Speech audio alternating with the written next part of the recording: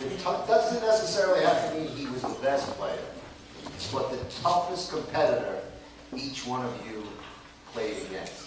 Who you view as the toughest competitor? Brian, I'll go with you first and then Diane. Well, I guess that's always a hard one because, you know, it's certainly in hockey as a physical sport. I wasn't the biggest guy, so you matched up. You know, I was outmatched a lot of times with different players. But I would say if you looked at a guy that I played against for a lot of years and wasn't really matched up because he was a defenseman, but Scott Stevens, you know, in Jersey for all those years, he was as tough as nails.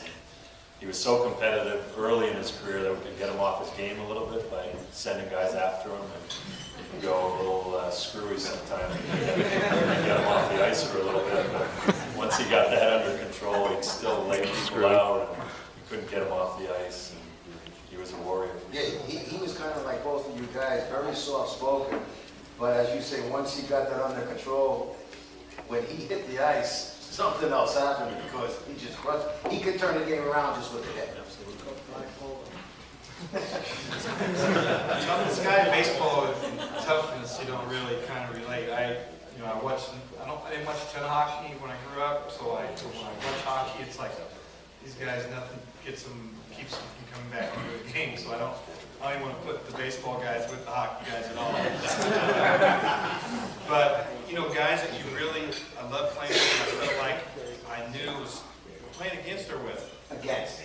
Well, the one guy I did not want to ever see up there, the game's on the line for it, George Bradley. One of those guys that came out early in the game and he'd roll over a lefty or whatever, and then all of a sudden it's in the 7th or 8th and the game's on the line. It's like, oh God, George. So I said George.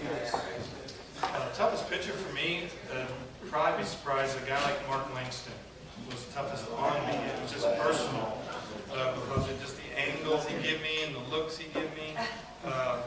He just gives you so many, give me so much to deal with at the plate, and he was halfway wild, so he's not a guy that you're comfortable with because you didn't, even if you got ahead in the count, you didn't really feel like he was going to throw a strike, and he was just a different matchup. Randy Johnson at the end was probably, you know, kind of unhittable at the end.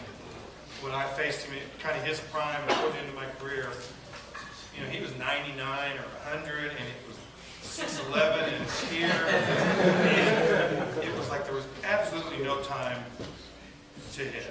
There was no time. And when he started getting the breaking ball over, it was kind of over. You know, but, I mean, it really was. I mean, I faced a lot of guys. He was the one guy. I felt like if he got the breaking ball over, I really didn't. The only place I could really try to hit it was like down the third baseline, and that's really not something you want to try to do with Randy Johnson throwing 100, trying to wait long enough to hit a ball over there. So he was just ridiculous at the end. Matt?